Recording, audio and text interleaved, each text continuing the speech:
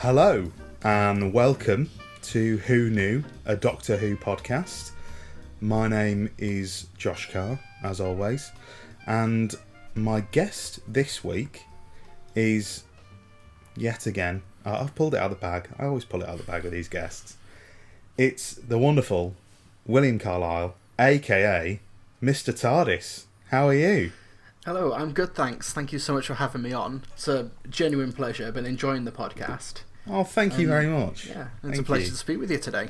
Yes, yeah, well, it's definitely a pleasure to talk to you, because you've been busy recently. I think everyone in the Doctor Who community's been busy recently. It's been a bit of a mad few weeks, hasn't it? That's what happens when you spend weeks and months within 1 year isolated, unable to do anything, really. Yeah, it does.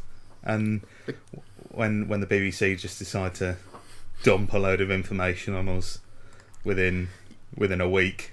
Yes. After giving us nothing for a year. Yeah. Thanks BBC. You've given us a chaotic couple of weeks. So let's get straight in, because we've got a lot to cover today. Okay. A lot to cover. And a lot of questions from Twitter. So I want to spend as much time on them as possible. But we're going to start where we always start, which is at the very start. Mm-hmm. Where did the Doctor Who love start for you? I always like hearing these stories. Well, for me, it was something that I barely knew anything about pre-2005. I do remember being about 5 or 6 and catching the cliffhanger of the Sontaran experiment at my grandma's house. Yeah. When Steyer, I think it's Steyer, takes the helmet off, the credits roll, and I just remember seeing that scene and running out the room screaming. Yeah. And then a few years later, I remember the Dalek Invasion Earth Peter Cushing film being on during a bank holiday, and it's the scene when they wake up in the cabin and the Dalek is outside the window. Yeah. That scared me as well. But then in 2005, my parents were like, oh, there's this new drama on, we're going to sit down and watch it. And I was like, can't be asked, don't want to, whatever. I think I saw a billboard. It's the image with Eccleston and Billy Piper in front of the TARDIS. The doors are open, white backdrop. But apart from that, I knew nothing. And they recorded Rose on VHS, which, for those listening, is kind of like this. Used to get films and TV shows on boxes, literal cassette tapes that you would put in machines. Yeah. It's mad that there's going to be people listening to this who don't know what a VHS is. Yeah, we'll regale you with stories of CDs and laser discs. Tales of old. Yes, but they recorded Rose, and they were like, there's another episode of this tonight, but we can watch them both if you wanted. So we watched Rose on VHS, and then The End of the World televised. Nice. And I remember sitting down, but I don't want to be here, can't be bothered, family time. And then by the time the bin came to life and ate Mickey, I was hooked. Oh yeah. And then The End of the World was broadcast, and my family were like, yeah, that was pretty good, that's good. And I'm just enraptured, and I'm watching the credits, and there's the stinger at the end saying, tune over to BBC Three now to watch the making of these episodes. So I immediately did that, watched the Doctor Who Confidential of The End of the World, and that was me. I knew immediately what I wanted to do, because I was 12 at the time. No idea what I wanted to do, wasn't particularly academic, still not. Not really knowing what I wanted to do. And then I watched that, saw it happening on screen, and I knew I wanted to be an actor originally. That was, I guess, watching Christopher Eccleston and Billy Piper, and just like it was a family show, but it's real drama, if that makes sense. It doesn't talk down to you, and I guess felt really connected to that. And then and then every week I would watch the episodes. Sometimes my family would join, but I was like obsessed with it then, and my parents knew I was obsessed with it as well. They got me the box set for Christmas, the TARDIS DVD box set. The Legend Continues book. That was how I learned about the classic series. All of that stuff. My journey, I don't think, is particularly unique to many others. No, maybe my level of obsession is unique. Yeah, it's very. It is. Despite the fact that because you're a little bit older than me, but our discovery of it is very similar. Where I assume that your family were sort of casual fans when the new series came back, and I think they just wanted to know what all the fuss was. They might watch the odd episode for Christmas. We watched Twice Upon a Time when it was broadcast. But apart from that, I'm kind of the outlier of the family. This is something that I'm into. It's the same here as well. My mum she watched some John Pertwee, and when I showed her because they had that amazing trailer for season 10, which is like a Bond trailer in a way. Yeah. It's an amazing trailer. I showed that to my mum, and she's like, I recognise those stories. I recognise watching this when I was young. So she was into Pertwee.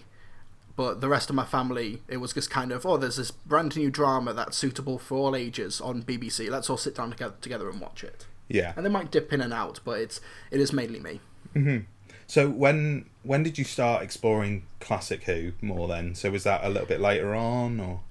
I think it was just later that year when it went off TV. Oh, really? And I was 2005, and I was learning more about this legacy of the show. I can't remember if it was in 2006, but it was that Monsters and Aliens, like that book. Yeah, it's a great book. Yeah, I remember that. I got like all of those for the Rusty Davis era, all of them, and they would have these pictures and images of classic Cybermen and like classic Dalek stories, and it was a really great introduction point to this whole other universe, because like it's this idea that the show comes back in 2005, it goes off the air. But that's not it. That you can explore the past at your own leisure if you want to. And there was classic clips during Doctor Who Confidential. Like they would show montages of special effects and monsters. And there's the great Dalek montage in the Dalek Confidential, where they've got operatic music of all this old footage of these wobbly, trundling sets, but with epic music, and it's a really funny concept. I'd love to watch all of these again. I've not watched them since broadcast. All of the Doctor Who Confidentials, but I put out a tweet the other day just saying like this is just the perfect thing to dump on BritBox or iPlayer. But like there's so much Doctor Who content out there that could go like on something like BritBox, and it just entice a few more people in, especially people who are more inclined to like New Who than classic Who at the start. It would really draw people in. So that you started quite young on classic Who then. Yeah, so 12 years old, and when W.H. Smith was still a thing.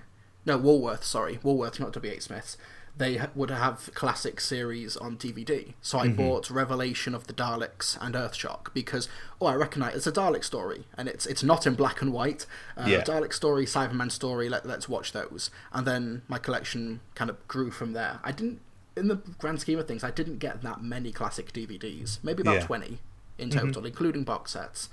But I kind of made sure to kind of watch the greatest hits, more or less, or at least the most impactful stories. Yeah, there's a few ways to go about it, but that does seem to be a popular way of going about it.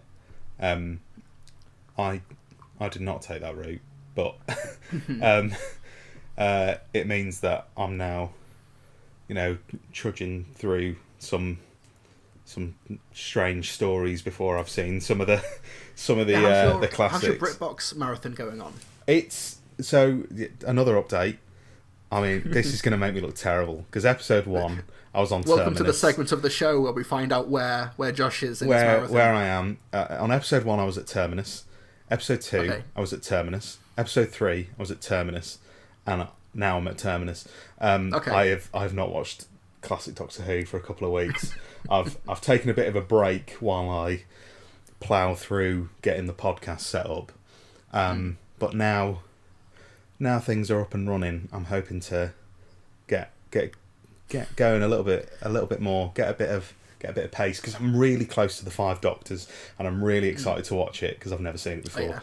It holds up. Yeah, and then I'm also excited. Just in my head, I've got the 3 Dalek stories, like Revelation, and I'm really excited to watch them. So I've still got some good ones to come up. But as far as I'm aware, I've also got some rough patches, some rough patches to come as well. but yeah, I'm loving it so far. I absolutely love Classic Who. Like I've now reached the point where I worked out the other day that I've now seen more Classic Who than I have New Who. Yeah. Which is mad, because I've been watching New Who for 15 years and I only started Classic Who like 10 months ago. So but yeah, I'm absolutely loving it. Absolutely loving it. I like watching them in a like movie format where you sit down and watch all 4, 5 or 6 parts. If it gets any longer than that, I think you have to space it out. You do have like to segment it out. The invasion, the war games, things like that. But yeah, I think it means that stories that took literally months to broadcast, you can plough through in an afternoon. So it's quite easy to binge, I think. Mm-hmm.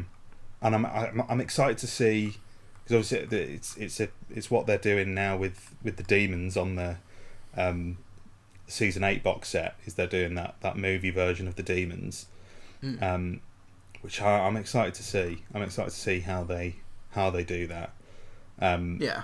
Because I think that would be a good way of getting people into Classic Who, if you can market it more as, because I know they've been putting these. They did a few cut downs, didn't they, on the YouTube channel of some classic stories, which I definitely prefer to watch it as like a movie format rather than cutting things out. Yeah. I think it's mainly just a promotional aid for the collection. Like there was like here's the best scenes of this story, and here's this Blu-ray you can buy. Oh, it's out of stock. It's out of print. So it's a bit of an issue with that. But I think with thanks to BritBox, and because we do have so much of this on home media, like even if you don't get the collections, you can buy one of these stories for £5 at HMV. Yeah, just on the normal DVDs. Yeah. So that's how Doctor Who started. Where did YouTube start for you? Because you've been doing it for quite a long time now. It's upwards of about 10 years, isn't it? Yeah, I think 10 or 11 years-ish, yeah. Wow. I was one of the like OGs, I imagine, if that's what the kids are saying, I think. But yeah, because it was a case when I'd finished secondary school and I went to college, and my friends at college, but they weren't into Doctor Who. So it was like, oh, who am I going to talk about this show that I love with? Because at secondary school, me and all my friends, we went to different places and things like that. So it was kind of like, okay, so like, I'm going on forums, but if I post something in a forum, I'm throwing a message in a bottle in an ocean full of messages in bottles. So like, what if I kind of make my own little platform? And that was why I started YouTube. I had a couple of YouTube channels before, now like gone, deleted, hiding my shame of terrible stop motions, terrible angry video game nerd knockoffs, stuff like that. But then I started doing Doctor Who reviews on Windows Movie Maker. Terrible microphone, terrible quality, bad reviews. And, but because I was the only person kind of doing Doctor Who reviews with footage, I was able to kind of get a bit of a unique selling point and a foothold. Now everyone's doing it. It's way harder to stand out, but it's still, because I kind of was able to plant my flag there quite early. Yeah, you got your foot in the door quite early on, didn't you? Yeah, I think a lot of people who watched my channel 10, 11 years ago have moved on to other places, as rightly they should. If you're watching me for 10 years, then firstly, thank you. But I should not be the only voice people listen to. Yeah. Well, I must say, I love your content. You do some great stuff. No, thank you so much. No, it's fine. I wanted to talk. Well, obviously, there's the Collateral of Ivanhoe, which I want to talk about in a bit more detail later on. But first, so the reviews that you've been doing. So December's. You've set yourself up for busy Decembers from here on in, haven't you? So last year you did Dalekcember, is that right? And then it was, yeah. Now you're doing Cybercember, where you're reviewing you reviewed every Dalek story, and now you're reviewing every Cyberman story. What was it like? So did you like rewatch every single story for that, or did you just go off past thoughts and? No, I watched every single one again. Wow. Because I didn't want to take an old frame of reference, because Yeah. like my opinion can change from rewatch to rewatch, and I think it's kind of a standard. It's good for the story if you're able to watch it again and find something new, or if you're able to watch it again and maybe notice something that didn't quite make sense the first time, especially like plot twist. Has this thing been set up appropriately? It sounds a bit clinical, but it is also just I wanted this to be a thorough compendium of Dalek history, and people who might not have watched these stories before or only know about them in passing watch my review and think, okay, that this might be worth checking out on my own. Or I know a lot of people say that they're watching these stories along with me now in December. Some people are saying, like, well, I only watched the 10th Planet the other day because I knew you were going to be reviewing it. And I'm going to watch every Cyberman story every day up until Christmas, which is commitment, and I appreciate that. Yeah. You might need more than one day for the invasion. That's an 8-part story. Yeah. If you can watch the invasion in one day, you've probably got too much time on your hands. That's what I'd say. Well, I can't claim any moral high ground. I'm doing 25 videos in 25 days. Yeah. But for Dalek Semper, the idea was like do 10 to 15 minute reviews every day, and that's why the first reviews are shorter than what I'd normally do. Yeah. But then as the month went on, and I started to hit a groove with it, because I made these videos in order, and I watched them all in order, and I wrote all these reviews in order. Yeah. I started hitting a stride with it, and then the reviews got longer until you get the Magician's Apprentice review, which is like over half an hour long. Yeah. And because the reviews are just a stream of consciousness. Like, I don't format anything. I write notes during the watching, but it is just ramblings. That's basically. really interesting, because it's a long time to... Because even 15 minutes, half an hour is a long time to talk when it's just on your own, especially about one story. So, sorry if I missed this. Were you pre-recording these, or are you doing them through the month as and when? So like doing because of YouTube's copyright stuff, I have to. All of these videos are done. They've been done for 2 months. Oh right. I had to get them done 2 months in advance. Yeah. So all of these had been done by October 25th. Wow. So now it's just this thing that I've spent months sitting on, working on, is now slowly creeping out every single day. Yeah, exactly. Yeah, and I'm so glad that people have responded to them, because I did my Revolution of the Daleks reaction. I got a few thousand views, which I was very happy with. It's a timely thing, worth doing. And then the 10th Planet review drops, and within a day, it's got twice as many views. That's amazing. People would rather listen to me talk about this story from 55 years ago for 20 minutes than respond and do a breakdown of what's coming up in a couple of weeks' time. I think is testament to the quality of the videos. Because obviously, I'm not saying that the Revolution reaction was poor quality. It was a great video, because I watched it as well. But it's the fact that you can draw in those kinds of numbers, talking about, like you said, black and white classic Doctor Who episodes. It's incredible. It's great work. And I've watched the 10th Planet one. 10th Planet one is great, and that intro is amazing as well. Yes, so that's the work of Dan, former 5 Who Fans member Dan, who does great graphics and post-production stuff, and he's got his own Doctor Who series, Time Agents. Check out Dan's work. I've tagged him on Twitter and everything. Yeah. But he did the Dalek Semper intro, did Cyber Semper as well. He did the visuals, but I did the audio that overlays it. Yeah. And because I like the idea of just this is its own uniform series that you can just watch without having to watch any more of my content, basically. Yeah. Just this one named series that you can binge if you wanted to. Yeah. I don't recommend it because I think my voice is quite monotone. But definitely not. You might get quite bored. Maybe when scripting stuff and trying to read from a script. Voice acting is not my forte. Yeah. Well, but I think people enjoy it. I think it's brilliant. And the fact that you're having to plough all through all of these 2 months in advance as well. It sounds worse than it is. Because for the Magician's Apprentice review, I was very fortunate last year to be in a job where I was working in TV technically, but it was a very, very low maintenance job where I could just bring my laptop into work and do my own thing. So while I'm working on other things, I'm doing Dalek Semper at the same time, and I was fortunate to get that same job this year as well. Yeah. And once I knew I was doing that, I was like, okay, Cyber Semper can happen. That can actually happen this year.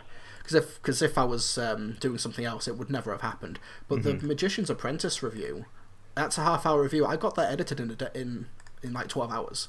Wow. A lot of it is just mainly because I've kind of spent 10 years kind of figuring out how editing it works for me. Like I create a skeleton which is just the audio with the odd clip thrown in, and then that becomes a spine on my timeline, and then I build everything else around it. Yeah, no, it's a great way of working it, isn't it? Yeah.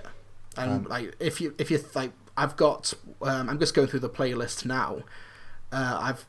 This is actually kind of maybe a cry for help as opposed to a brag, but I've got 1, 2, 3, about 6 reviews this seven this Cyber Semper, which are over half an hour long. Wow.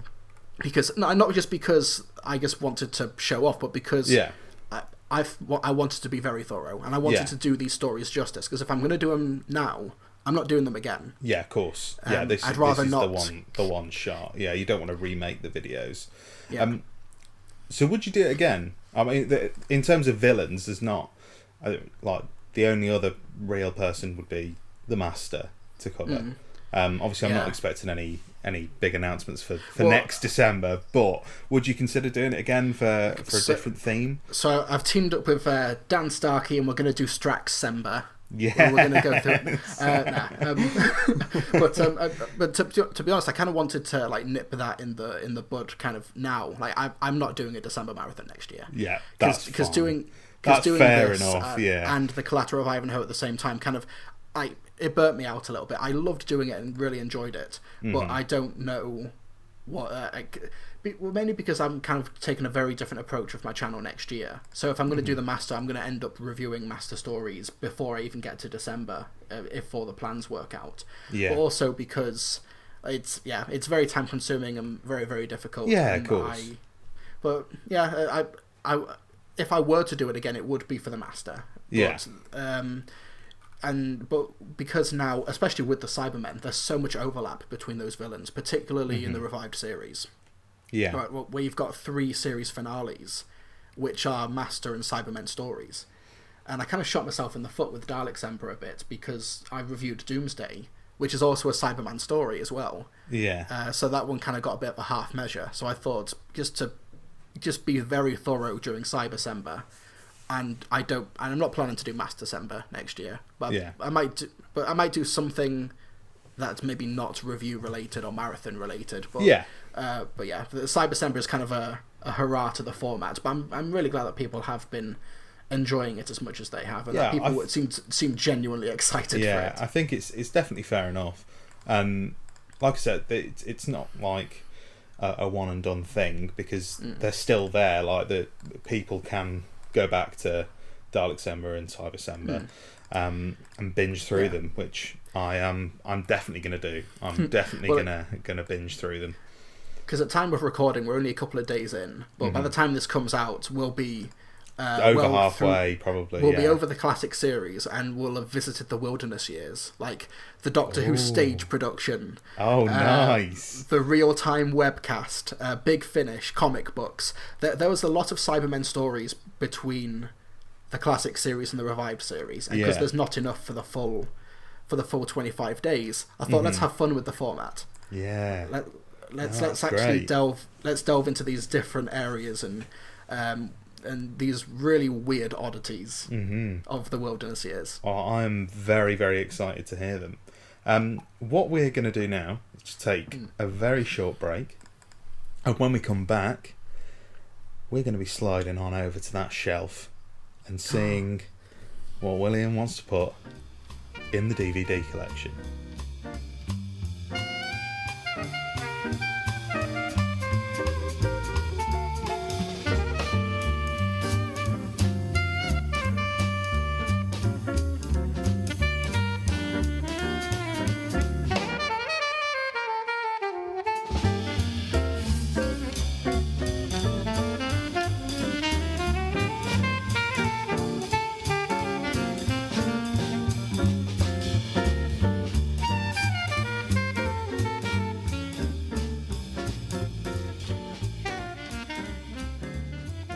So welcome back. We are back from a short little break there. And now it's time to go straight on over to that lovely shelf that's still rather barren because we're quite early on. But it's time to add another story to the DVD collection. By the power of Grayskull. The Unicorn and the Wasp or Love and Monsters? Which one do you think I'll prefer? No, I mean, which one do you want to watch first? You are pulling my leg. So there's so much to choose from. I know that's a cliche, but there's so many stories here where like, if you just go by pure subjective personal opinion and quality, I could go for things like the Caves of Androzani, the Midnight Waters of Mars, that unsung classic Mind Warp. That's one of my favourites. Honestly, I got Colin Baker to sign my DVD of that. Amazing. And Sophie Aldred signed my season 26 collection. I want to try and get the doctors to sign my favourite stories of theirs. But those are for my DVD collection. I wanted to put something a bit special onto your DVD shelf. Okay. And so I wanted to put on a story that changed my life, basically, that kind of set me on the path to what I'm doing now, both as a fun hobbyist on YouTube and as I like to call myself a professional, quote unquote, working in the TV industry, and that is Bad Wolf and the Parting of the Ways. Yes. Oh, I'm happy. I'm happy. I've got a couple of nitpicks about it, but in terms of its actual personal impact on me, it's the story. It really is. So far, what we've had in is Thin Ice, The God Complex, and The Rescue. So I would call this. I love the out there picks, but this is the first big boy. This is the first big boy series finale. I do feel a little bit bad, like taking up what is for so many. Like, I'm not going to claim to be unique here. It was a seminal story for me, and I'm sure it was for so many. You've got to pick. You've got to pick your one. But what a story to pick. So I mean, in terms of, I'm sure you probably covered this on your channel at some point, but what is it about the story that you think clicked with you?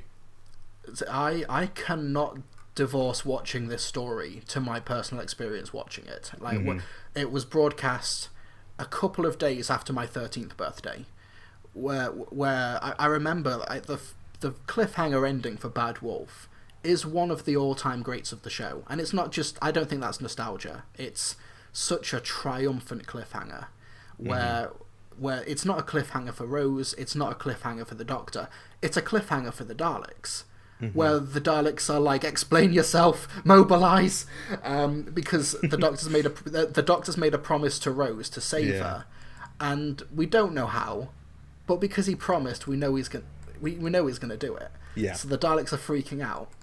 And I remember in the lead up to the Parting of the Ways, the BBC had those adverts where it was counting down the days, like 5 days to go, 4, and etc.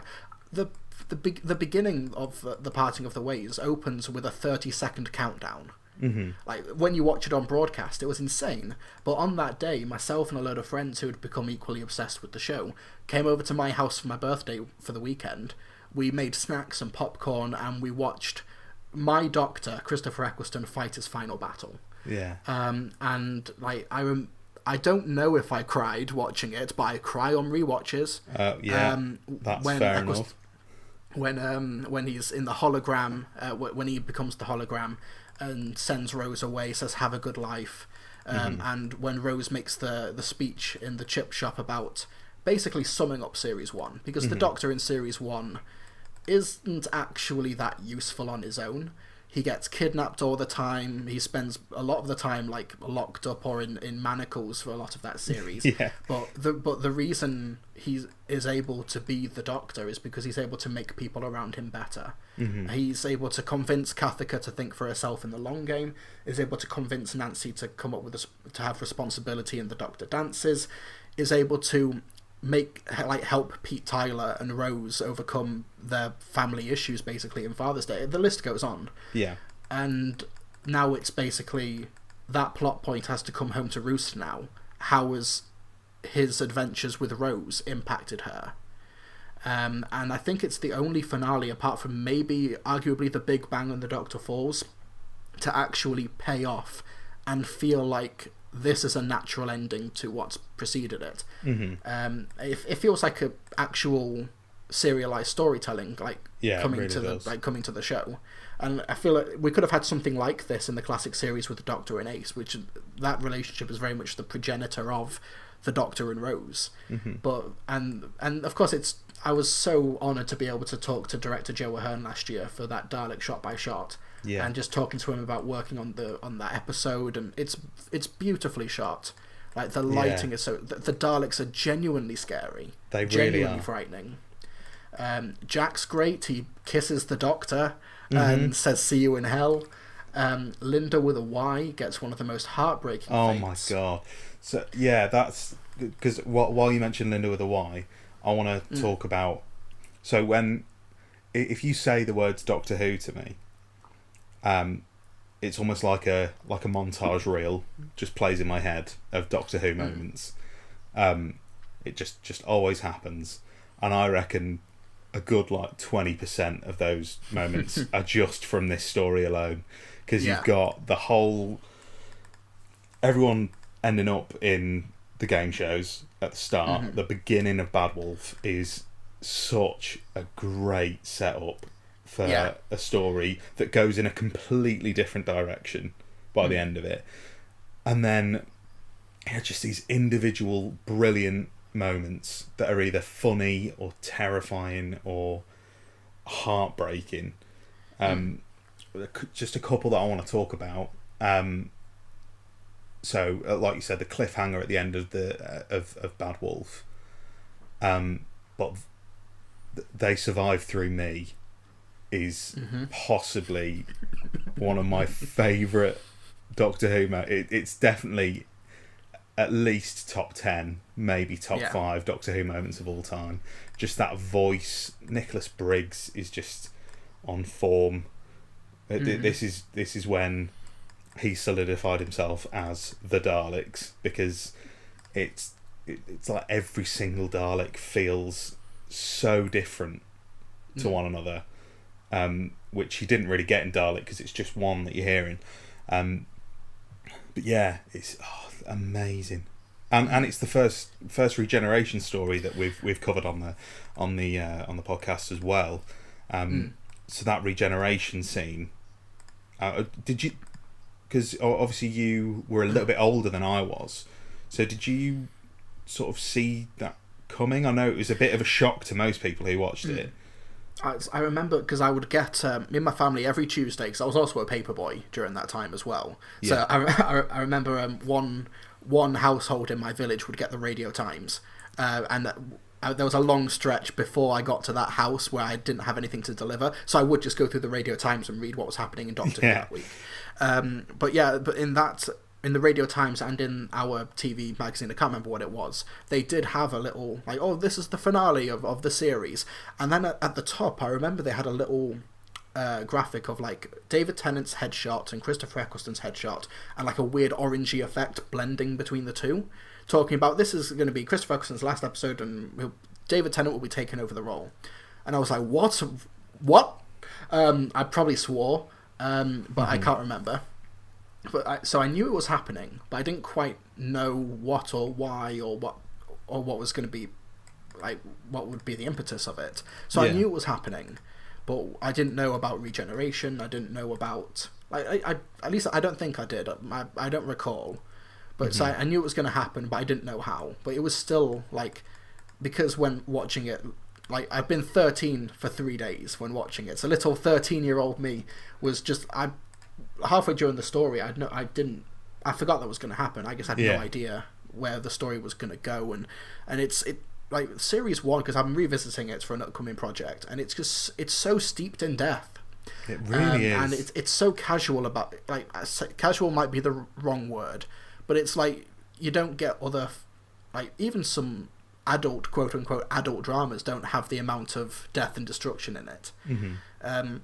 And there was a funny interview with Russ T Davies a few months ago talking about lockdown and everything, and he said that he's pictured the end of the world so many times and he's written it so many times, but he didn't realise how boring the end of the world would be.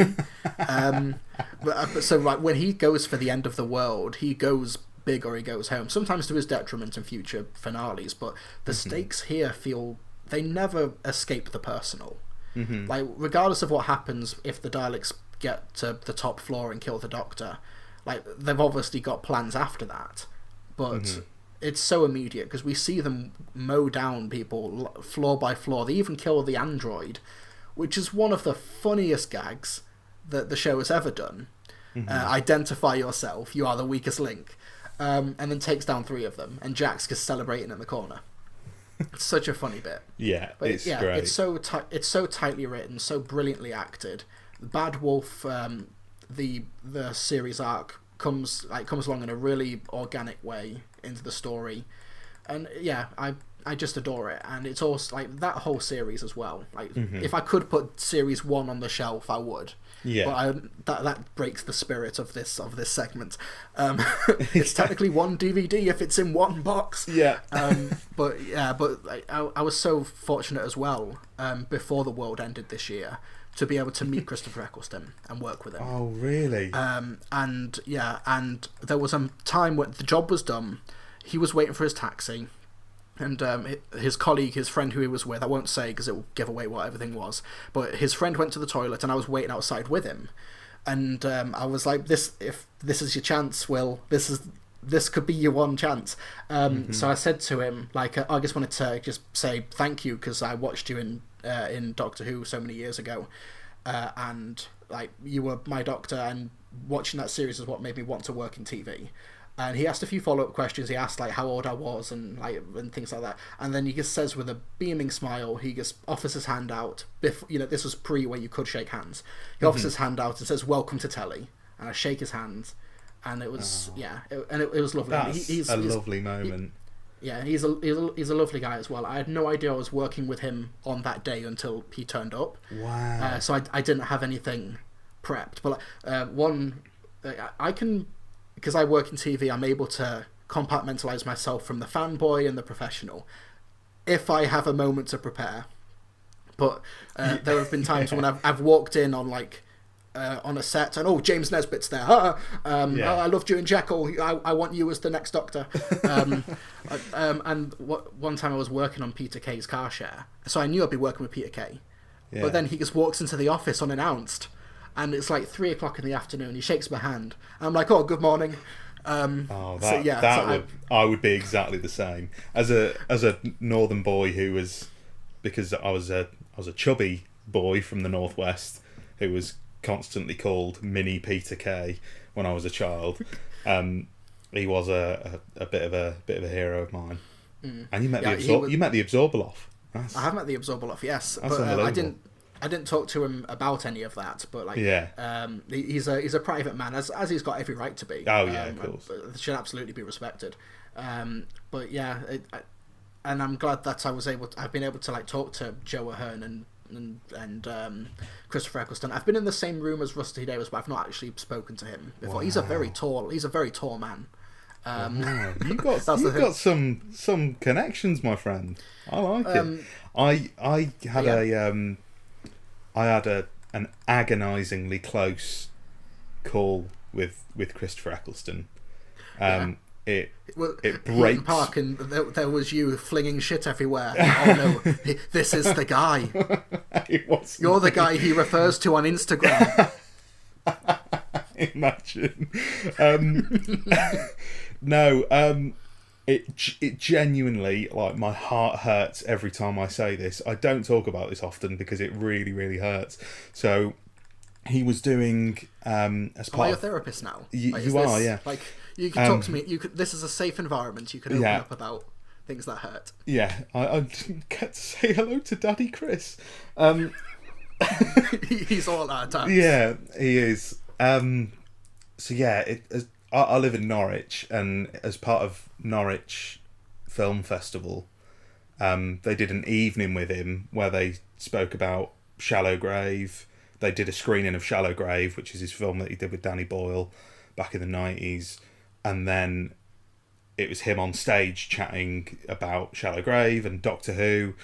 And it was amazing. And I was just sat. I went with my girlfriend, and she just said that she watched me the whole night because my face was the funniest thing in there because I was just mouth open. And we were going to go and leave, and it was about 10:30 by the time it finished. And it was freezing, like one night in November a couple of years ago. And my girlfriend was like, look, you're not... Because at this point, I'm pretty sure he hadn't started doing conventions yet. So it was like, meeting Christopher Eccleston is like gold dust. So yeah, she was like, this is your chance. We're taking it. Like, you can try and be polite and say that we're going home. She was like, we are standing out here until we meet Christopher Eccleston. So I was there for an hour and a half, stood outside, and then the staff came out and told us to go, and told us that he'd gone.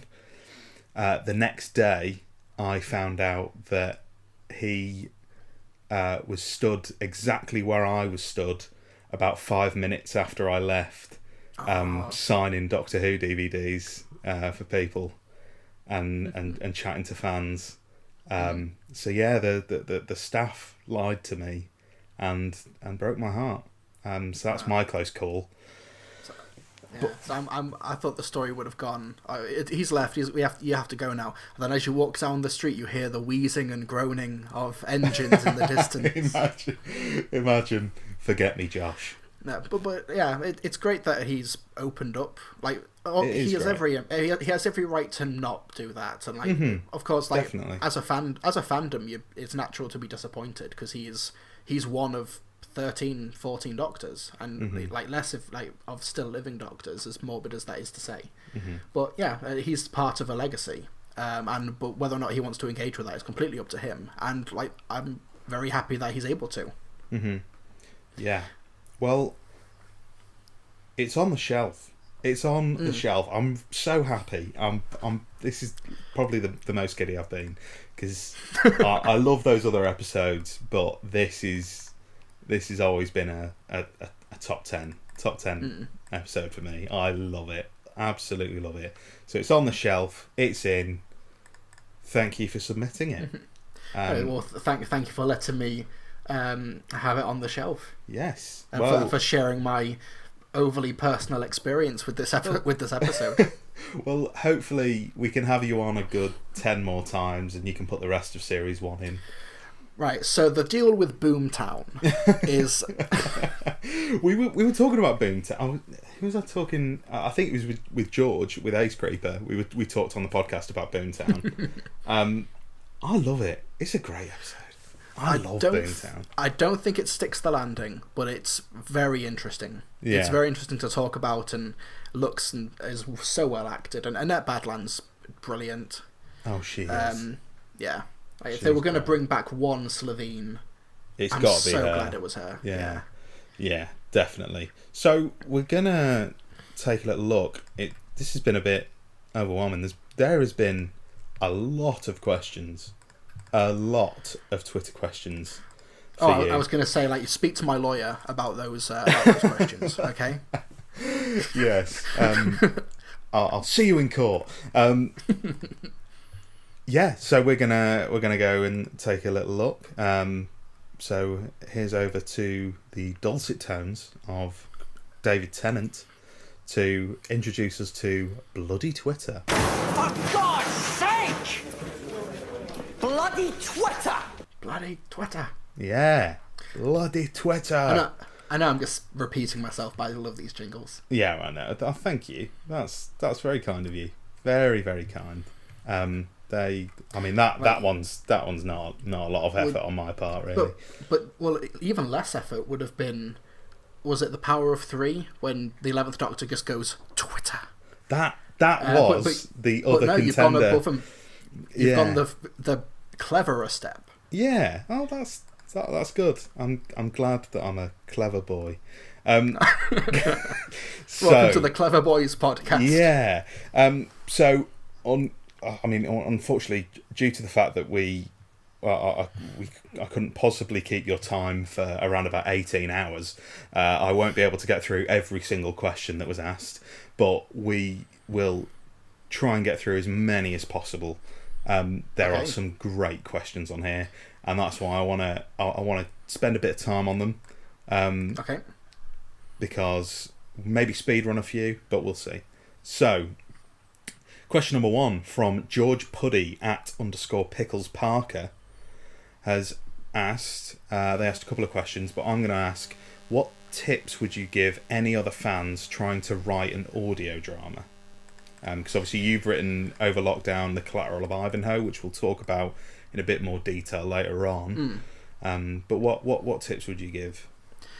See, I want to preface any advice with the fact that I am not an actual professional audio drama writer or anything. I don't even write like prose. My background, more or less, is in just screenwriting, which is why the Collateral of Ivanhoe is formatted the way it is. In terms of actual no narration, all sound effects and all voice acting, I advise speaking to somebody who does know what they're doing. But in terms of actually just writing, at least what I did, I guess, like a partially narrated but still full cast audio drama, is just just have fun with it, and like write whatever like kind of compels you, basically. Because I went into the Collateral of Ivanhoe, we'll probably touch on this later on, I went into it with the very express intention of making a spec script, like just something that would slot into Series 12 no problem. So in that case, so I wasn't gonna be like, here's the hidden background of the timeless child, or we're going back to the Time War. I wanted to deliberately avoid that, so it was just a standalone story. And I thought one format that I enjoy watching, one format that I would like to see Doctor Who do, is just a bank heist. And so I've thought, okay, so what does a Doctor Who bank heist look like? Like, Time Heist is kind of like that from Series 8, but it kind of loses a lot of those trappings and does its own thing later on, which is fine. But what if it kind of stuck to those genre trappings? So find a genre that you like it could be westerns, it could be like Lord of the Rings fantasy, it could be swords and sandals. You hit each other with shoes. So swords and sandals, like gladiator epics, whatever, and just tell a Doctor Who story in a format that you already enjoy. Yeah. I think that would be a good starting point because I know a lot of people say, like, I want to get into writing fan fiction, and I'd say just write what you enjoy, and then as you get better, as you get more confident in yourself, like, no one needs to read it. Like, I could have, like, the original plan for Ivanhoe was just to have it so it's mine, and just have it that maybe myself and a few friends would read the script. But then once it became more apparent that I'd have a lot more free time in 2020, let's turn this into an audio project. So like, you don't have to create something for an audience. Just create something because you want to do it and you want to hone your craft. Like, I've written so many shorts and stuff that will never see the light of day, but because I wanted to practice, basically. So that would be my advice, to just do it and do what you enjoy, and just experiment and have fun, because you're not obligated to show it to anyone. So, I mean, I'm going to sidetrack. Let's talk about Collateral of Ivanhoe now. I'm too excited. We'll go back to Twitter questions. We will come back to you all. But I just want to talk about it. So, it's great. It's really good. I just want to say, if anybody is listening to this and hasn't listened to Collateral of Ivanhoe, please go and listen to it. Because I went in, I purposefully, not really, other than obviously I looked at it a bit when you were doing the audition process on Twitter and stuff, but I sort of hadn't really looked at anything else about it, what anyone else had said about it before I went in, and yeah, it takes seconds, but it is just like a Series 12 story. In my head, when I was listening to it, I was like, if you I don't think Orphan 55 is the worst story in the world, But if you pluck out Orphan 55 and put Collateral of Ivanhoe in, then Series 12 would just be elevated. So, for anyone who's listening, who doesn't know, if you want to give a quick little synopsis on what the story's about. Yeah, sure. So the story of Collateral of Ivanhoe is you're right, it's meant to be just somewhere in Series 12. Probably, if you had to place it, because people have asked me and I've thought too hard about this, maybe after Fugitive of the Judoon, because the Judoon have like a one scene cameo in it, and none of the companions are like, oh, what are those Rhino Chief Boy things? So I guess you could say after that. But the plot is that the Doctor, Graham, Yaz, and Ryan, our TARDIS team, just take a break from time and space and decide to go on a recreation planet called Carr sub Sono. And I've decided, okay, Chibnall loves his weird Ranskor Av Koloss and Yat Lami names and Koshama stuff. Let's just have funny names. So yeah, it lands on Carr sub Sono, which is this man-made metal planet, which is basically a massive shopping centre, and they need to get some cash out because there's some weird electrical disturbances in the area. So they go to a bank called Ivanhoe, which is this great big gold castle, which is deliberately out of place in this silver metal metropolis.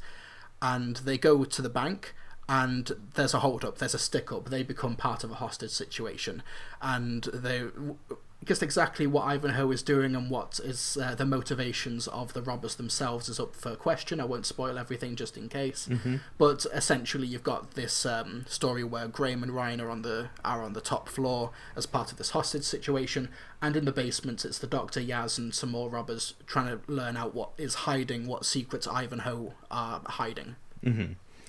Well, very good synopsis. Very mysterious. But so obviously you've spoken about the writing process. You wrote about a time heist, similar to Time Heist, but I'd say it goes in a different direction. As you said, it does play more on those heist tropes than Time Heist does. And it has a lot more fun with it. I do like the way that you did that. So the recording process, what was that like? Because especially doing that during lockdown, obviously very difficult to arrange, I imagine. But some of the people you got in for this, I mean, one person that everyone now knows the name of is Jonathan Carley, because since I assume this happened after recording, he's now Big Finish's War Doctor, which is amazing, and he's great as the War Doctor. That. You are, yeah. I looked into that, absolutely. Because he's great as Graham as well. His Graham is on point, and I assume that when the rights pass over to Big Finish, if Bradley Walsh isn't up for it, I'm sure Jonathan Carley will do a great job. But the whole voice cast are brilliant. I mean, the whole of the fam are on point. So yeah, what was the selection process like, and the recording process? What was that like? So yeah, for the selection, because I knew that I'm very fortunate to have the platform that I do have, where I knew I'd get some interest and I'd get people wanting to be a part of it. But I was expecting maybe 100 auditions over the course of 2 weeks. I got over 500. Wow. Which was my inbox was unusable for 2 weeks. Like during that time, I've mentioned this before, but our composer, who's amazing, I'm so blessed to have Thomas.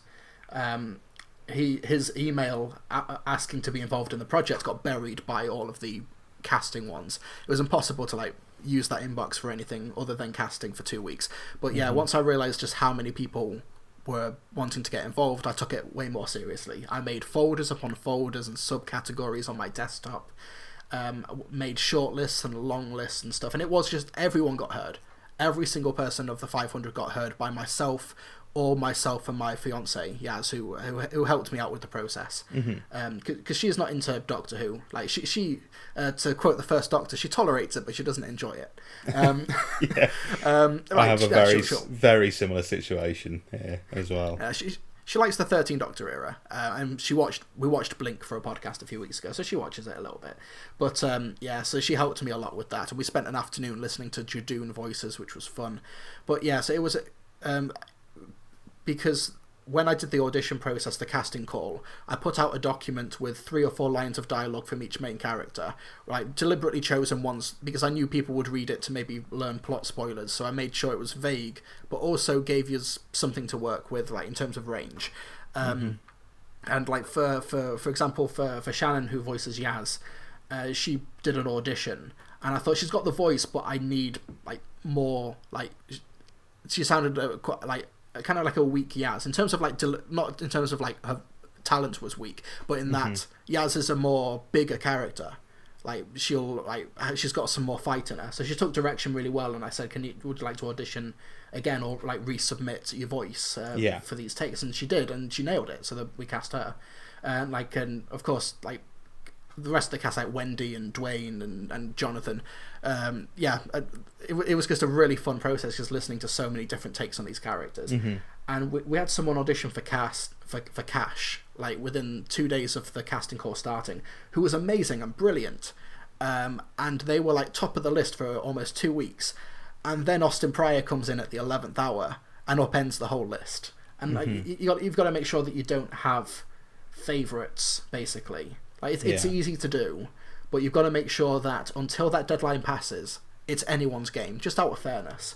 But you also have to be upfront and like, this is not a paid project, this is just a hobby project, and if you don't want to do it, no judgment, that's absolutely fine. Yeah.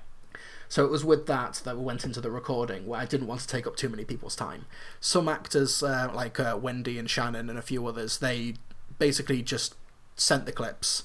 Sometimes they'd redo them with direction, but they'd just send the clips. There was no actual recording session. But with actors like Dwayne, Jonathan, and a few others, it was over Zoom or Skype or Discord, where we would have like a 2-hour conversation that was recorded. We'd go through it scene by scene, line by line, giving them direction, and sometimes I'd feed lines to them, things like that. Because I really like directing actors, and I really enjoy interacting with them. And it was always like a bit of a recurring joke with the recordings when we get to scene 7, because scene 7 is the stick-up scene. It's like 10 pages long. And it was like, okay, scroll. So this, who wrote this thing? There's so much to it. So that was fun. It was just really fun recording as well. And Jonathan Carly was great as well, because this was pre-knowledge of him being the War Doctor. He did the John Hurt impression for Doctors Assemble for Lockdown, and I was like, "You're a great John Hurt. That's really cool." And he was like, and he did his impression. He was like, "Thank you, William. It's very. This is the dragon from Merlin," and that was so much fun. But because I had no idea that he had like a reputation in the Doctor Who fan like audio community, because he voiced the 12th Doctor in Exhausted Supplies like a few years ago. And because I've listened to Exhausted Supplies. Yeah, he's the 12th I didn't Doctor. Put the two together. Wow. Yeah, Exhausted Supplies is great.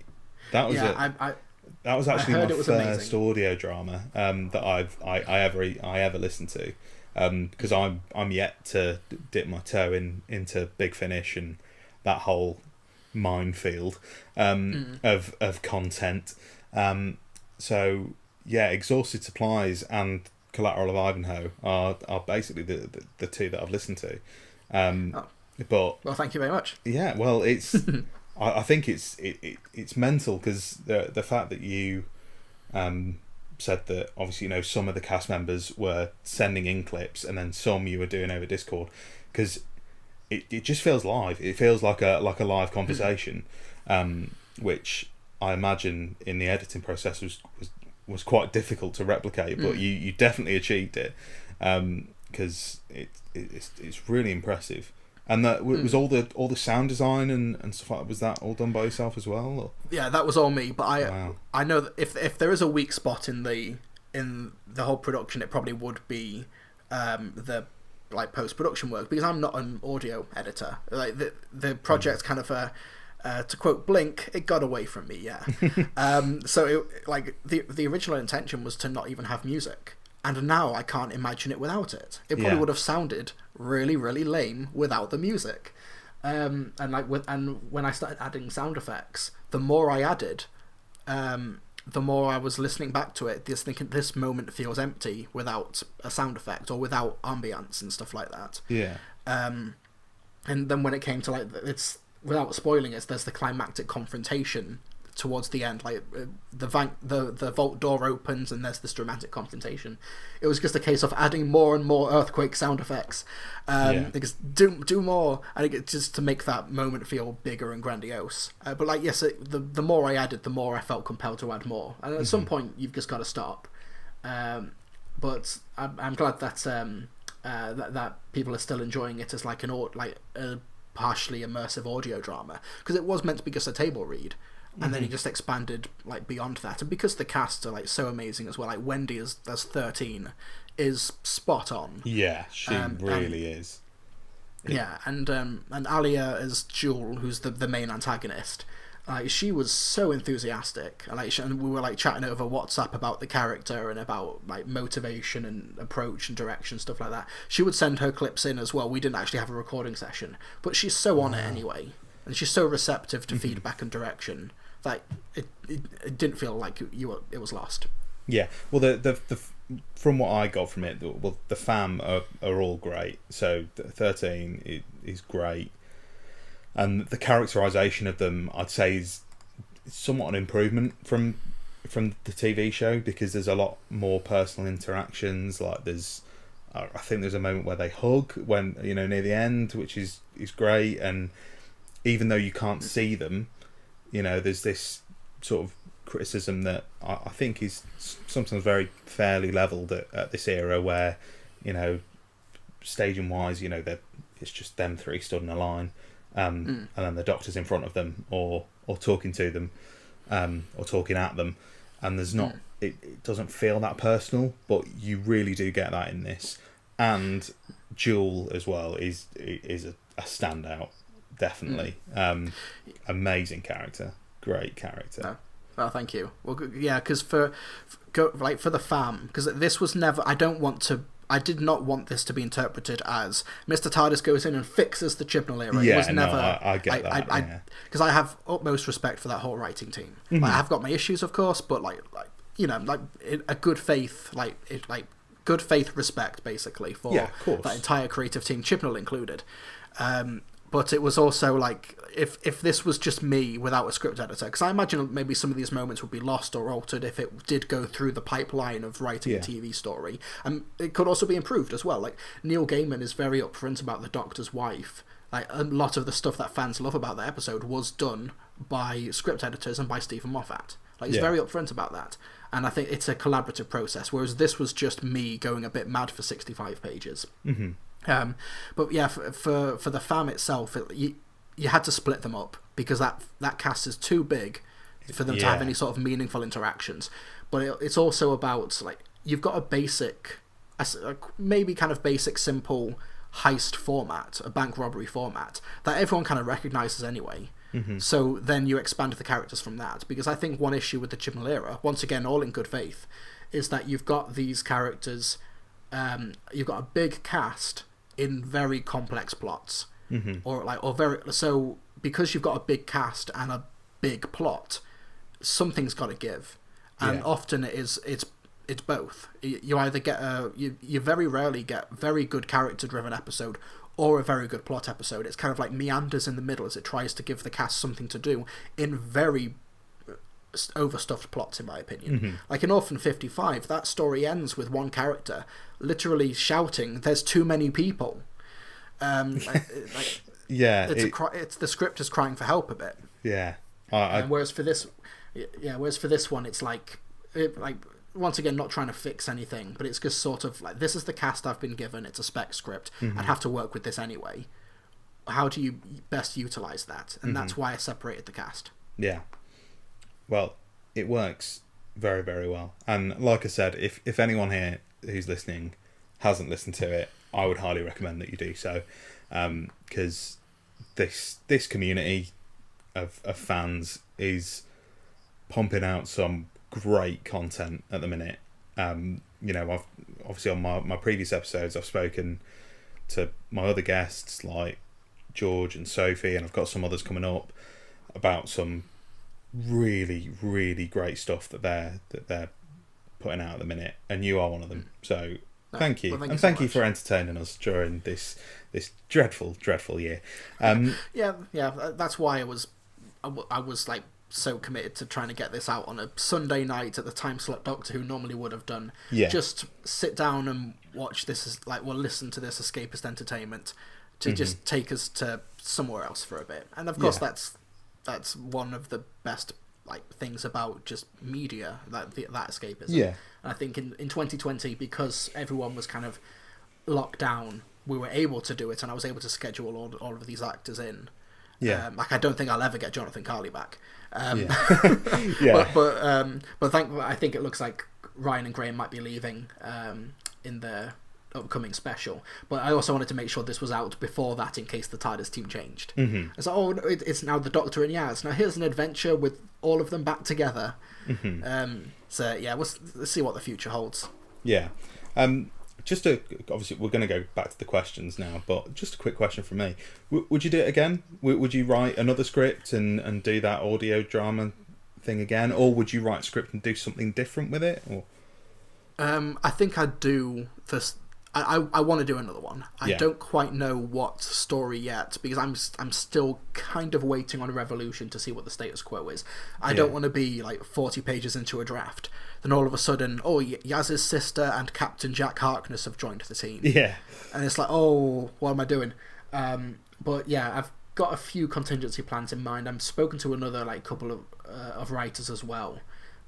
Just to bounce ideas, maybe do more than one, but I'm not committing to anything. But of course. But discussions are happening, and I'd really like to do another one, especially if I can get Wendy back as well as 13. Yeah. So you would carry it on as a 13th. You wouldn't go back to other Doctors. No, I don't think I would, because I think because I just like the idea of. I like the limitations. I'm not saying that writing for 13 is an issue or a limitation. I really enjoyed writing for her, but it's also that I think it would be it'll be a cop out if I was I've only got one 13th Doctor story in me, and I don't think I do. I think I think I can try and play around with that character a little bit more while still working within the sandbox. That was kind of what I wanted to do anyway. Because if I did this in 2015. I'd be working with the 12th Doctor and Clara, and I'd stick with that. Yeah. No, it's a really good way of working. I think enforcing those limitations on yourself is a great way to do it. And it's obviously getting great results. So I'm sure we're all excited to see if anything does come of it.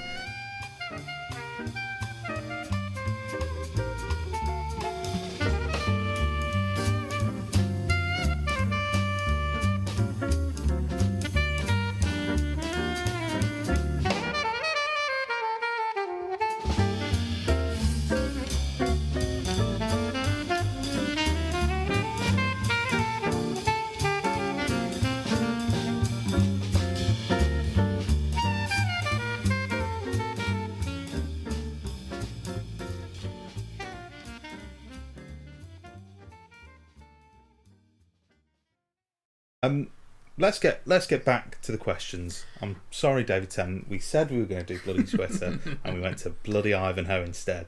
But let's get back to it. So we've got a regular in the Bloody Twitter section. It's at Jamie_season7, who has asked, "What is your favourite era of the show?"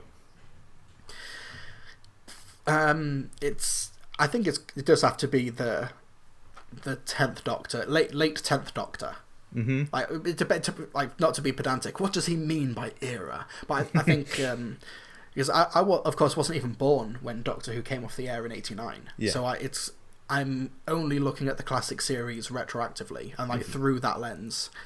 So I don't know if I could, in good conscience, have it as a classic series, even though early Tom Baker, with Elizabeth Sladen, those first 2 or 3 seasons are just magic. Between Tom and Liz, that's brilliant.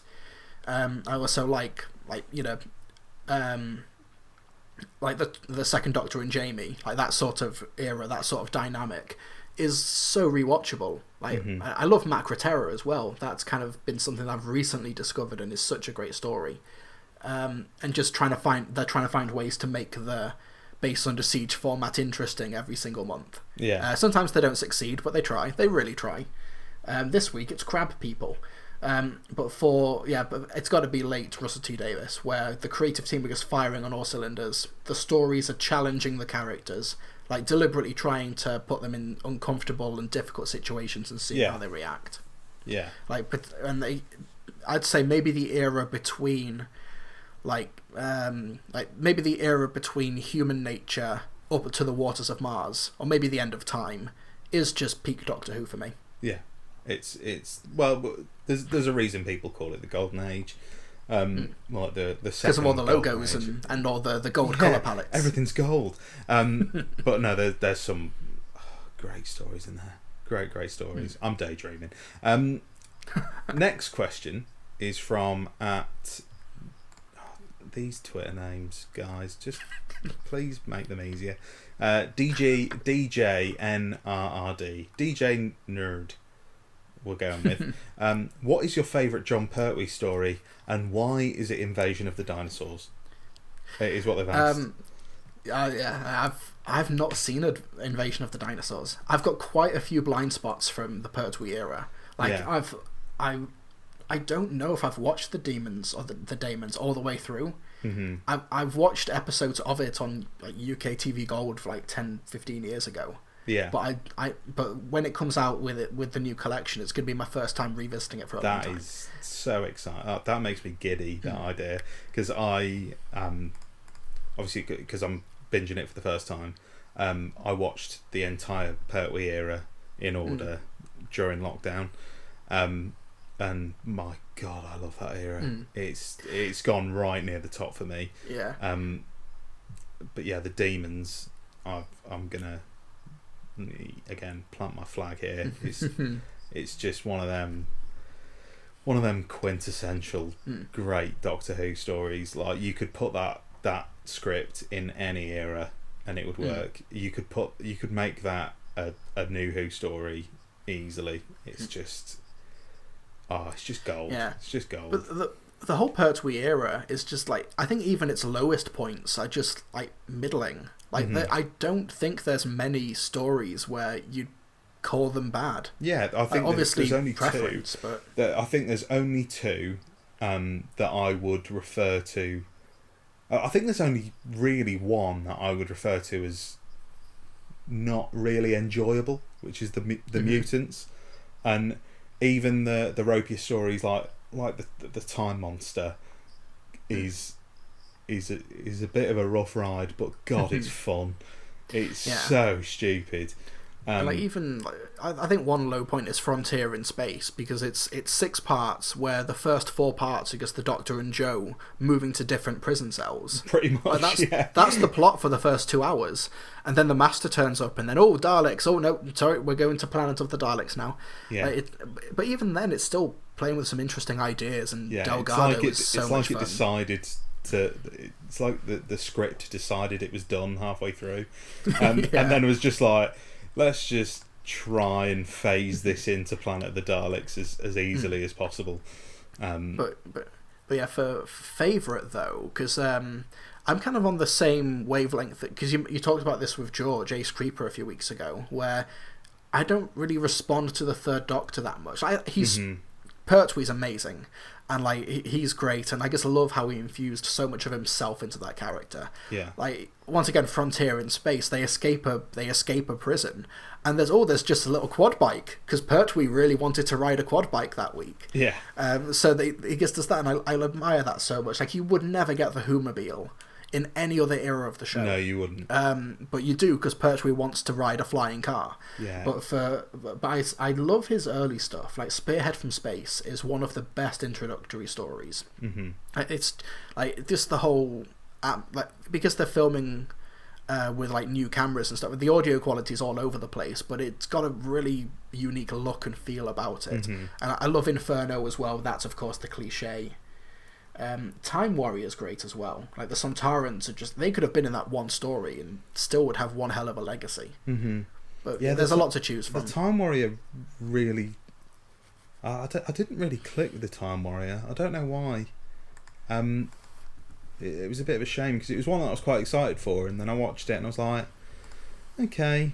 I mean, because I think because I watched the Sontaran Experiment first, I'd watched that early Tom run before I went from the beginning. The Sontaran Experiment I always forget about the Time Warrior in a bit of a bad way. I always think, when I think of the first Sontaran story, I always think, oh, it's the Sontaran Experiment, and then I'm like, oh wait, no, they popped up a year or two earlier. But yeah, Spearhead, that whole first Pertwee season is amazing. See, I've not watched Ambassadors yet though. That's my gap in that first series. It seems to be a bit of a Marmite story. I love it. I think I love the music in it, and I love the villain. I like it's just so mysterious, but yeah, some people like it, some people don't seem to love it as much. But yeah, some cracking ones in that era. Yeah, Invasion of the Dinosaurs is another blind spot, but I'll try and get to it. DJ Nerd, you heard it here first. Just bombard him, tweet him until he watches Invasion of the Dinosaurs, because it is a pretty decent story. I quite liked it. Yeah. Is it on BritBox? Because I know some of it's missing, or like colour prints of it are missing. Yeah, no, it is on BritBox. Yeah, it is. Nice. It is all on BritBox. Oh, good. We've got a. Here's the question everyone on Twitter's been waiting for. From the wonderful Tom Vance. Tom, who's now returned to Twitter. If you've listened to the first episode, he's back, baby. At Vance _43. The boy is back. Hashtag brought back Vance. Yes, we did it. We brought that boy back. I can't believe I'm actually asking this question, but let's do it. In the 11th hour, there is a well-known scene where Jeff, played by the lovely Tom Hopper, is watching something questionable on his laptop. Something that prompts Eleven to say, "Get a girlfriend, Jeff." The question is, what sort of porn do you think Jeff was watching? The floor is yours. Go ahead. Okay, so in entertainment, in media, there's something called contextual clues. In that, so basically, there's actually quite a bit of evidence to draw from to figure out, or at least pin down certain categories. Yeah. So because the Doctor is an alien from Gallifrey, he probably doesn't recognise logos. So, for example, if he saw Pornhub in the corner, he might not know exactly what site he's on. So it has to be something. It has to be something that the Doctor looks at it and immediately knows something's wrong. Right. So he says, "Get a girlfriend, Jeff." So I imagine it's not man on man, which is like, if he is watching that, that's absolutely fine. But it's not that, because otherwise he might say something else. Okay. So it has to be, and it can't be like, that fake taxi stuff, because it could just be a hidden camera documentary. Thought about this so much. Well, so yeah, it can't be that. I imagine it's something with a really terrible title. So it's probably something to do with parents or step siblings. Oh my lord! That's what I imagine. But however, I need to come clean about something here, Josh. So one reason I was a bit late was because I was trying to get in touch with somebody, and I'm going to send him the Zoom link now. Lovely Tom Hopper is going to be joining the chat, and no, he's not. Oh my god! No, you gave me a heart attack then. Imagine. There was one Tom reason I was a Hopper bit late just for this joined in. podcast, Josh. I got Tom involved. No, so the canonical answer is he's watching something to do with step siblings. Well, that, you filthy boy. That's the contextual clues. Yeah. I don't watch that. No, not you. I'm talking about Tom good. Hopper. Well, no, actually, no, I'm not. There, Jeff, the character of Jeff. I'm not gonna do that to Tom Hopper. Tom Hopper, if you're listening, which you're not, I'm really sorry. I didn't mean that. So I'm on the TARDIS wiki as we speak, making this canon. Wonderful. I can't wait. Planting the flag. And as you've said. Tom, please keep asking these wonderfully difficult questions, because a couple of weeks ago we had George having to rank the Morbius Doctors in terms of sexiness, which we did do, and I hope everybody enjoyed. You did very well. Yeah, I wasn't keen on the Camfield slander though. I think Camfield's a lovely looking fella. Let's move on, please, dear God. Let's move on. This is a great question. This might be one of my favourite questions we've had so far. From, thanks again for the Twitter name, Luke Gen 6534635. I believe he's Luke Jenkins. Yes, Luke Jenkins. I did write it down. If you were asked to do a target novelisation of a Doctor Who story, which one would you pick?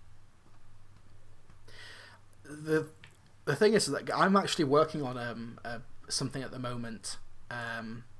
Right, I'm not writing a target novelisation, just to clarify, but okay. This was actually something, when writing about it, I was like, this would be such a great target novel. I'm not a writer myself in terms of prose, so I'd need a ghostwriter or something. Mm-hmm. But I want to see The Long Game get a target novelisation. Right. Because there's so much backstory to that is not said. Like, because I think in this story, Russ T Davies has bitten off way more than he can chew, with good intentions, and it's a worthwhile, like, moral and story and setting and stuff. But it's like the Doctor explains, the fourth great and bountiful human empire is all this, but like, we only have his word for that. Like, we don't know what the good example of humanity is. Yeah. So that when we see this bad example of humanity, like, it doesn't click. It doesn't hit as hard as it should. Mm-hmm. So I think you could have like an entire prologue. Like, how did Catherica like get her job in that? Like, you make the first third of the book from Catherica's perspective, mm-hmm. and like how she got onto Satellite 5, and like what it's like on the planet below. And like, because there's a scene in The Long Game, like, I've watched this recently, I don't just have this encyclopedic Long Game knowledge in my brain. Spike, and then it all comes out of my brain. Yeah. There's this scene where they're looking at a news report, and it's like, these are water riots, and there's this footage of people fighting each other in the street. But because we know that Satellite 5 is manipulating the news, is that real? Like, mm-hmm. we don't know. Like, I want to know what is fiction and what is reality in this world, otherwise it doesn't quite land. Yeah. And also, like, what did Catherica do after the Doctor left, and what precedes the 100 years between that and Bad Wolf? There's so much unexplored. There's so much world building that could be done there. Yeah. And I think a target novel is the way to do it. I think a target novelisation of The Long Game in 2020 would make it a completely different story, because what you can do there with the whole fake news and just the way news and politics is at the moment in general, like, you could really play with that, and you could tweak that story. I'd love to see them do it.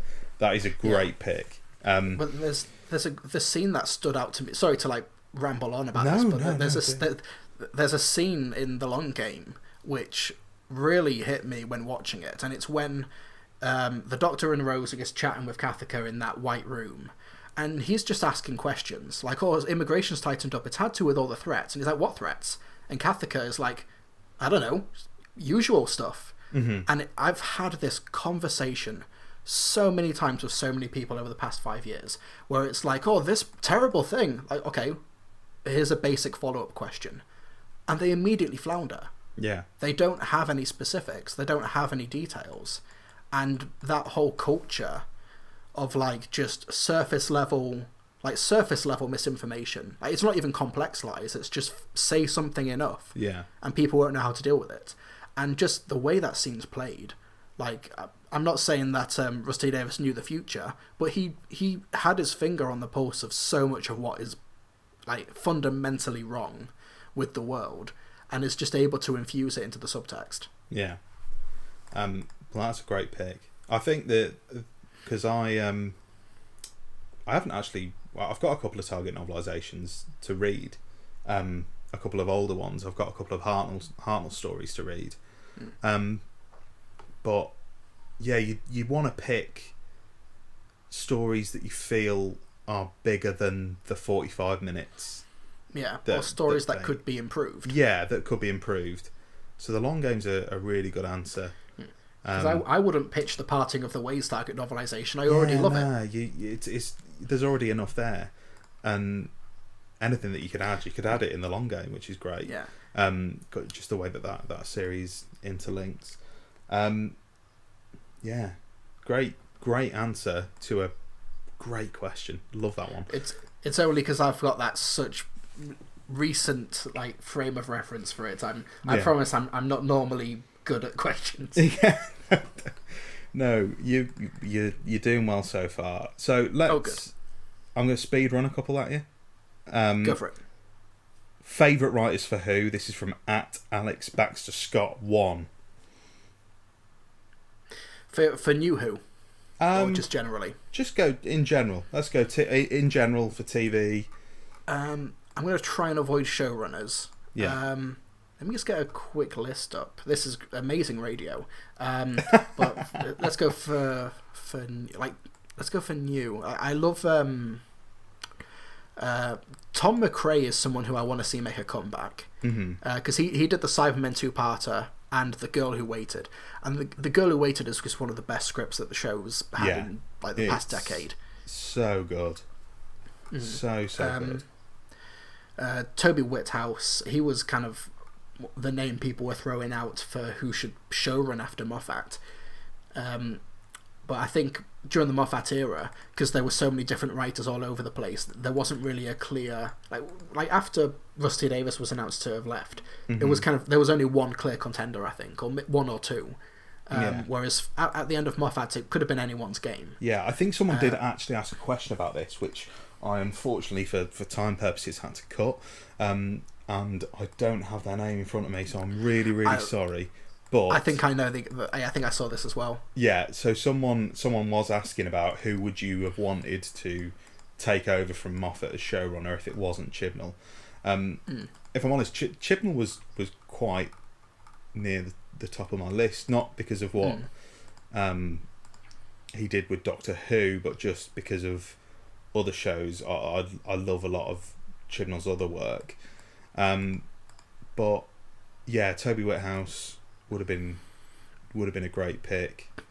It's so hard to say, really, isn't it? Because do you go with someone like Neil Cross, who only wrote like 2 stories during the Moffat era, Rings of Akaten and Hyde, but he's the Luther showrunner. Yeah. Like he's got pedigree.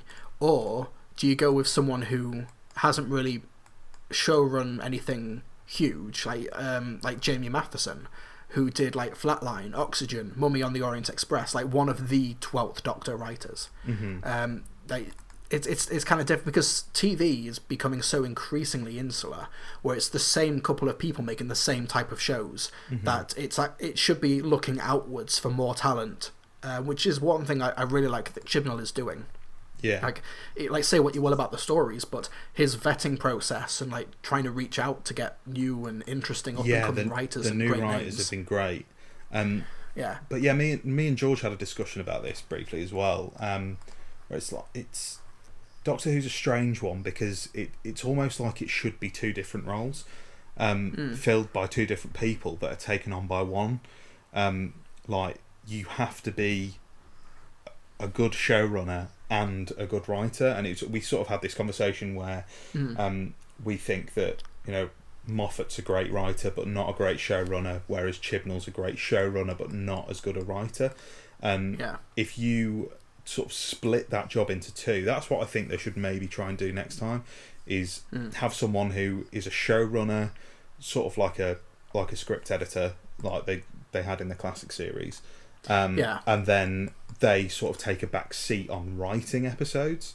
I think it'd be interesting to try it that way, but I don't know how well it's going to work it would work in a modern TV environment. So yeah, because Doctor Who might benefit from a round table approach like they do in America. Yeah, but because the budgets in America are significantly higher and they have to make way more episodes, there is the risk of homogeny.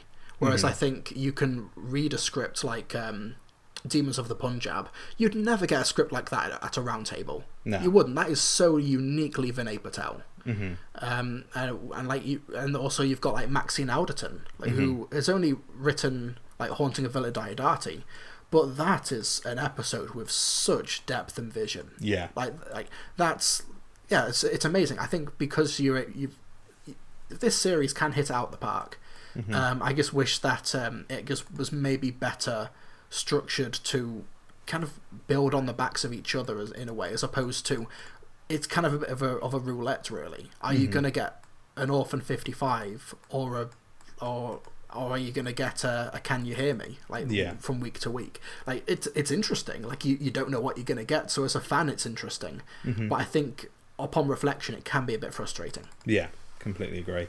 And I'm going to make this the last question. From Danny Sorrell 3. Hello, Danny. There's been a bit of a theme here with hot takes, and I don't know if I'm going to get a hot take here, but I feel like if there's going to be a question that gives us a hot take, it's going to be here. Your least favourite companion, and he said it better be scathing. That's what he wants. I'm here to get you cancelled. I'm getting you cancelled right here, right now. Bring it on. No, oh my god! I thought you were about to say the Brigadier. No, oh no, no. My mind. Oh, absolutely not. I have nothing but respect. Thank you for that character. Good. I'm glad. See, because Doctor Who has been phenomenally good at actually nailing the casting and, for the most part, the characterization of every central character. The Doctor and the companions. Obviously, you've got your missed opportunities, or you've got your it's maybe some companions who maybe overstayed their welcome. But I don't know if I have a scathing take. Like you've got your one-offs, like your Adam Mitchells, once again going back to the long game. Oh yeah. But I also don't want this to be the series 1 episode of the podcast. Oh, that's fine. I don't mind. But make it the series 1 episode. But I also, I don't know if I have a controversial. I'm not a fan of Clara. But Jenna Coleman is one of the best actresses to have worked on the show. Yeah. But the reason she's able to demonstrate that is because in Series 7 in particular, she is playing 10 different characters in 10 different episodes. She really is, isn't she? I do talk about this in Cybersember when we get to Nightmare in Silver. But it is just a case of, for this episode she needs to be platoon sergeant. So she just is now. Yeah. It is a bit of a shame because there is obviously she's quite a common answer to this question, isn't she? And it is not like Jenna Coleman just got a really rough deal. I think with the timing of when she came in, the fact that she had, quite a short time to establish herself before the 50th as well, and then being the companion for the 50th is quite a big responsibility. When you've got all of this history behind you, like Matt had it at the end of his run, so he'd already established himself as the Doctor. But for Jenna Coleman, she's she's like a few stories into her run as a companion, and she's half a series in. Yeah, and she's in possibly not necessarily the best, but the biggest episode of this show ever. That's going out in cinemas. It's being beamed across the world. It's massive. Yeah. And a lot of the story falls on her as well. Her interactions with John Hurt, and she has a lot thrown at her, and I think when you look at what she is, the hand she's dealt, I think the job she did is amazing. Yeah, I have I've actually. It sounds like bragging the podcast, but I've worked with Jenna Coleman before. I've nothing but great things to say about her work ethic, her talent, everything. She's brilliant. But I'm just I'm not a fan of Clara. But there's also something to be said for companions who overstay their welcome. I love Bradley Walsh and Tosin Cole, but I don't know what they're doing after Series 11. Yeah, Amy and Rory, they stay on for half a series too long, in my opinion. And whereas you get these one and done companions like Bill, Martha, Donna, and Martha for the most part, where they get one season, their story arcs begin and end. Particularly Bill. Bill is up there with one of my favorite companions ever. And I'll go into this in Cybersember once again, but for Bill, I absolutely adore her. I adore Pearl Mackie as well, who's just on fire on social media as well. She's amazing. Yeah. But in terms of least favorite companions, like, it's probably just boring takes like Dodo. God. There's just I'm really sorry to give a cold take here, but Dodo's again, not through any fault of the actress, but it's more just, why is that character there? Yeah, what are they doing there? And you also get like Ian Marter as Harry Sullivan, and he's amazing, and I love Harry. Yeah, but he's not fit for purpose for that series. And it's documented why, but it still is kind of indicative of Ian Marter's screen presence and the dignity he has in that role, that he's able to still be memorable and fun, but as a character he is a bit redundant. Yeah, actually, I'm gonna hit a hot take here, which I put out on Twitter. There isn't a least favourite companion, but it's a favourite companion, and I love Adric. I think Adric gets such a rough deal in terms of his reputation, and he's a bit annoying sometimes. I get that, but I just think as an art, if you take out, there's like a middle chunk there where the characterization goes a bit all over the shop, and he sort of goes right back to where he was, and all of his character development gets erased for a couple of episodes for some reason, where he sort of becomes the irritating one who's questioning why they're doing good things again for some reason. But he goes from like this character who like is always seems to be teetering on the edge of turning to the bad side for some reason. And then there's this great family unit with like the dad of the Fourth Doctor, and then the mum of Romana, and then their weird little child and their family dog, just going on these weird adventures. And then when Romana leaves, Adric steps up, and it's more of a like he's going toe to toe with the Doctor in terms of intelligence. And a great ending in Earthshock as well. Adric is the Gwen Stacy of Doctor Who. 100%, completely. Where agree. like everything prior to their passing gets elevated due to the nature of how they left. And like that like, even if you don't like Adric, you still love his departure. And not even like in an ironic the credits have rolled, great, but like in a whole, it's so perfectly played and written and performed for the most part. He's tapping at the keyboard, so maybe it's not perfectly performed, but it's still like it hits you. It hits you like really a shock. And then Time Flight ignores it. Pretty much completely. And it's like, he wouldn't want us to mourn for him. Here we go, take you through. Let's not mourn, let's forget him. Right, so we'll leave it there for Twitter questions. As I said, very sorry if we didn't get around to yours. There's many here. As I always say, just bombard on Twitter. I'm sure you'll answer them at some point, won't you? Yeah, do it. Hit me up on Twitter, and I'll try and answer a couple more. Here's his address. You can send them in a letter. Not really. What is it? 41 Bannerman Road. Send them there. Send them there. So we're gonna 13 Bannerman. Sorry, 13. Someone was gonna bring it up. Someone was gonna yell at you before we have on my behalf. Before we have to bring in a correction section. 13 Bannerman Road. I'll just edit me going 13 over the top, and we'll pretend that never happened. 13. We all know where we're going now. We're in this lovely. Someone on Twitter a few weeks ago called it a building. I love the idea that there's a Who Knew building with one dedicated corridor of fame. It's the corridor of fame.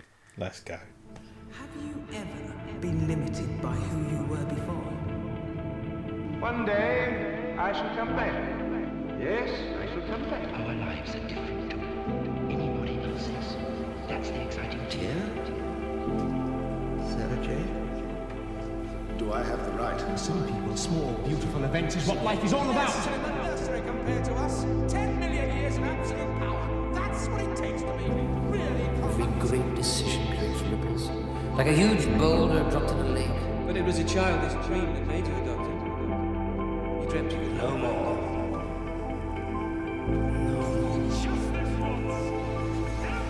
I'm not just the time. I'm the last of the time. It just disappears, doesn't it? Everything you are gone in a moment, like breath on a mirror. I do what I do because it's right. Because it's decent. And above all, it's kind. Love abides in the face of everything. And another jingle there. I can't reference the jingles every week. What am I doing? No, I'm such a bad podcaster. And I'll stop enabling you by talking about how much I enjoy them. Yeah, thank you very much. I'm very excited. I get very giddy for these features because I genuinely have no idea. I purposefully tell people not to tell me until the podcast so that I have to completely improvise, but also I just don't get to find out until the last possible moment. So, obviously, for anyone who doesn't know, I've ripped off a Hall of Fame format, and it's a Hall of Fame for Doctor Who. All of the actors who have previously played the Doctor are in. You can decide however many that includes. You know, there's a lot now. But I'm just talking the main run with Joe Martin and so John Rowan Hurt. Atkinson is fair game to be added. He is, yeah. I'm gonna limit it now. I'm gonna say this now. It's the main run of Doctors, including John Hurt and including Joe Martin. And as a little bonus for Tom Vance, I've put Peter Cushing in there automatically as well. Okay. Everyone else is on the cards. So there we go, folks. So at the end of this sofa, I've botched the joke. At the end of the corridor is the sofa of reasonable comfort. Yes. And you can sit on it if you want. Yeah. I've botched the joke. That's fine. That's fine. That's another. I love the fact that we've got another part of the room because, as we know from episode 1, there's also the corridor leads on to the canteen of fame. Where Tom Vance has placed every member of the catering staff from every ever set of Doctor Who and all of its related spin-offs. So thanks for that, Tom. Cheers. Yep, and in that canteen is a massive cake which John Barrowman can jump out of. Yes, he's in the corridor, so he can easily get there. What? Oh God, this podcast. What? Who are you hanging up proudly in the corridor of fame? So this is an individual who has crossed boundaries from both classic and new Who. Someone who basically has elevated almost every single thing that they've been a part of. And it's someone who I hugely admire and look up to. And it's also kind of a personal choice as well. Because while I wanted to become an actor when I first watched Doctor Who, when I realised, I'm a bit pants at this really, I realised I should probably do behind the scenes stuff. So when I got into like writing and directing and things like that and working on TV and film sets, you just have massive admiration for all the behind the scenes workings guided by the director. And when I think of Doctor Who directors, I can't think of anyone more. Like, there's so many amazing ones, like, you know, Rachel Talalay and Joe Ahern and A. Roslin, etc., etc. But I've got to, in the spirit of the show, got to go for Graham Harper. Yeah, that is who is not only a pick. Morbius doctor, but he he worked as a floor manager on the show in the 60s and early 70s. Cut his teeth as a director on Warrior's Gate before moving on to the Caves of Androzani. And he, of course, directed episodes of the revived series, Rise of the Cybermen, 42, Utopia, Waters of Mars, Turn Left. Sarah Jane Adventures, he's directed a few episodes of those as well. I think you can tell it's a Graham Harper episode just when you're watching it. Because the camera just doesn't flip and stop. But it's also just so much energy. Like there's something called the Harper treatment, which is where a character will look through a lens and be distorted in almost every one of his episodes. But I like the Harper zoom, where like and without Murray Gold's bombastic score, it would look silly, but he's working in tandem with all of the elements, and he runs such an energetic like set as well. And the guy is like 70 now. He was born in 45. I don't know what maths is, but he still is able to infuse these stories with so much energy and still make them so visually arresting. Yeah, and I love his work, and like particularly The Waters of Mars, where that entire scene where the Doctor he comes back onto the base, flames all around him, it's all falling apart, and he's trying to improvise a solution. Like, obviously you could say this with any episode, but if you take away the music and the visuals and stuff, it's just David Tennant running around a wind machine for 10 minutes. But it's given so much heft. The way he films it, the way he lights it, of course with like director of photography helping him every step of the way. But Graham Harper is the definitive Doctor Who director for working in both classic and new. Love that. And just the quality as well. Yeah, Graham Harper is my pick for the Corridor of Fame. That's a great pick. It's someone that I highly assumed would get into the Corridor of Fame at some point, and I'm very, very happy that he's in. Yeah, it's great to have someone in, because now we've had Elizabeth Sladen as well already, but it's great to have someone else in there that sort of transcends both eras, like that is so intrinsically linked to great classic stories and great new Who stories as well. Obviously I haven't seen a lot of his classic Who stuff yet. Like I've still got Caves of Androzani to come, which is very, very exciting. But yeah, great director. But yeah, for Peter Davison has been very open about if he had worked with directors like Graham Harper more during his tenure, he would have stayed on. Yeah. And he felt he was disappointed that Caves of Androzani was his last story, but also happy to have gone out on such a high note as well, working with, because back in ye olden times, like this is before VHS tapes, everyone. I assume I don't know the history. Yeah. But you would have directors, if you've seen An Adventure in Space and Time, that's probably a good frame of reference for it, where the directors are in a different room watching monitors, directing through speaker systems. Whereas Graham Harper, he obviously wasn't the very first director to do it, but for Doctor Who he probably was. He would actually go onto the floor. Like there's behind the scenes footage from the Caves of Androzani of him on set, like talking with Peter, talking with Colin Baker as well during the regeneration, because he got like to their level and talked them through it. And that was booking the trend for the 80s for television. And when you bring him into the classics, into the modern series as well, and there's a reason that they kept bringing him back for so many stories. Like, he's one of the most I don't know the actual numbers, but he has to be up there at least in terms of directed stories for the revived series. Yeah, definitely. But I was just because I'm trying to remember now. So it was Waters of Mars, the last story he's directed for Doctor Who, the most recent. For Doctor Who, at least. Yeah. Yes, he did. He did a Sarah Jane story. I don't know if that surpasses it. No, it was Waters of Mars. I've just checked there. It was Waters of Mars. That was his last directorial story. But I don't know if he's even still working. If he's retired, he's earned it because he's spent years running on sets. So, I mean, if he is still up for it, I would love to have him back again. I mean, The Waters of Mars is a great send-off though, isn't it? Like it's a classic story, classic story.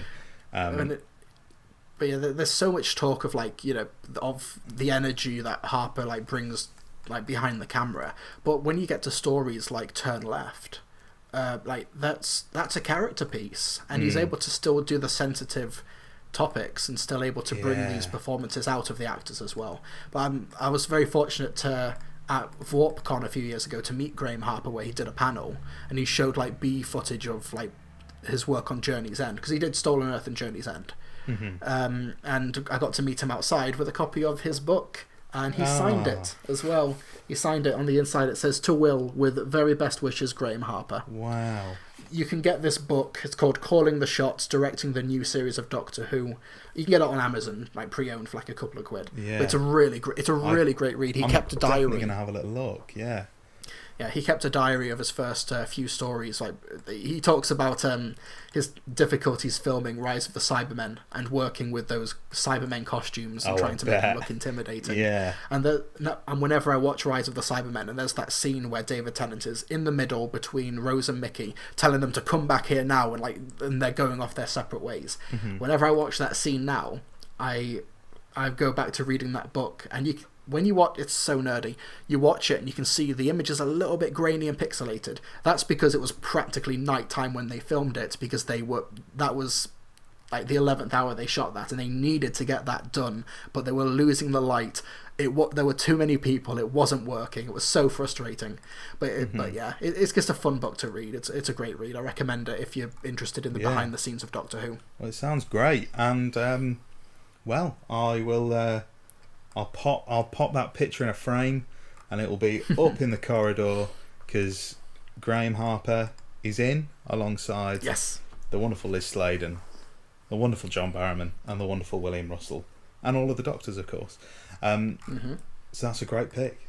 Our first director, our first crew member, which I'm excited about. We've had a lot of cast. We've had 3 companions in a row, so it's great to get a bit of variety in. I'm excited. They're all going to sit down on the sofa of reasonable comfort together. Definitely, and then grab a little snack from the canteen. So, our time together is coming to an end. But the moment has been prepared for. I have one final question for you, which I ask all of my guests. In a sentence, what does Doctor Who mean to you? So, you say in a sentence, but this is a guy who's got an upcoming 40-minute review of The Doctor Falls. So, brevity is something completely alien to me. Well, even by the nature of this podcast, we've gone on for nearly 2 hours. So I apologise first and foremost. Don't apologise. It's all good stuff. I'm sure it'll mostly stay in. Even the bit about porn. God, why are we doing this? Sorry, go on. Scratch the sentence. What does Who mean to you? You go off on any tangents you want. But what it means to me is just a real sense of like self and identity in a way, and it's because, like I said, the reason The Parting of the Ways is on that DVD shelf is because it was the right story, the right Doctor at the right time, when I had very little in terms of like guidance, knowing what I wanted to do, and then that story comes along, and Doctor Who Confidential as well, and shows me a path I didn't even know I could take, a path that I didn't even know existed. So creatively and like professionally, it means almost everything to me. But it's also just to quote Rose in that story, like, it shows you a better way of living your life, and that things can get better if you fight for it, in a sense. And I think in 2020 as well, when we're continually long game style being let down by the Adam Mitchells of the world. But we have each other, we have our fams, we have our mates, we have a loving community, contrary to what some people would like to try and drag us down into. But we do have a loving community, a community that is here for each other, that can help each other out, and to help make each other better. Aw, you cutie. Ah, that's lovely. Yeah, I agree with all of that. Oh, good. Because if you didn't agree with that, it'd be like, well, I want people to be a bit pants, really. Yeah. But yeah, the people in this community are bloody wonderful. And I want to say again as well, thank you to everybody who's listening to this and has supported the podcast. Because I'm just trying to spread a little bit of positivity, if possible, and share the stories of amazing people such as Mr. Ruddy Bloody TARDIS. I was going to say, who else have you got in this chat? Yeah. Tom Hopper's yeah, Tom Hopper. He's been listening the whole time, and he has some thoughts. Yeah, he's not happy with my slandering of his leisure watching choices. Anyway, it's been wonderful talking to you. Plug away. You have a much wider audience than I do, but you plug whatever you want to plug.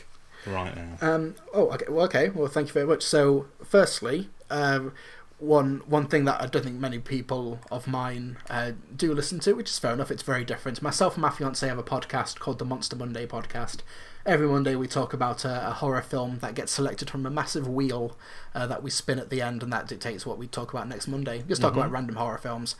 I've also got, of course, my MrTARDIS Reviews channel on YouTube, where I talk all things Doctor Who. I'm currently, when you're listening to this, or at least by the time this comes out, I'm just over halfway through Cybersember, which is a very comprehensive look at the history of the Cybermen in Doctor Who, both on-screen and off-screen.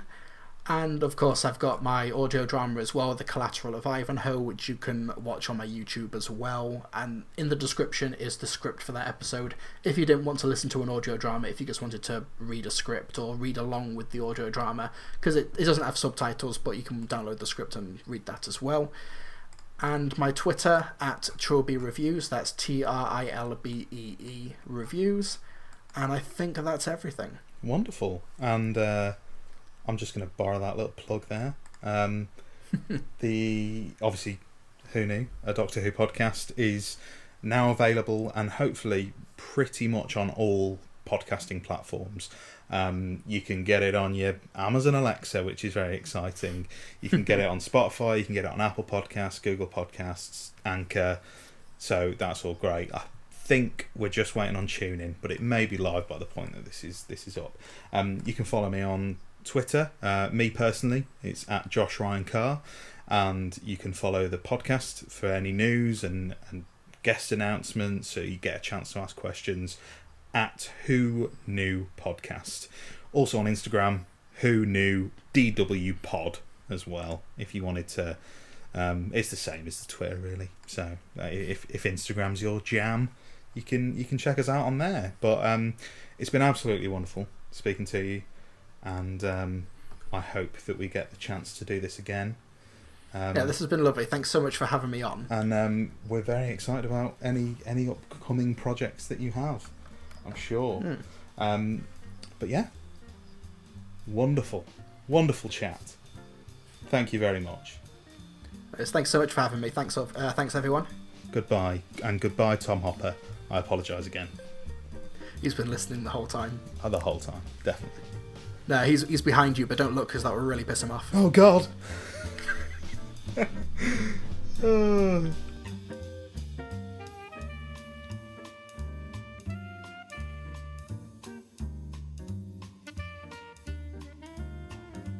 Thank you for listening to Who Knew, a Doctor Who podcast. Remember to subscribe wherever you get your podcasts for new episodes every week. And if you can leave us a review, it would really help us out. And a big thank you to the Sononauts for providing cover of the Doctor Who theme as the theme tune for the podcast.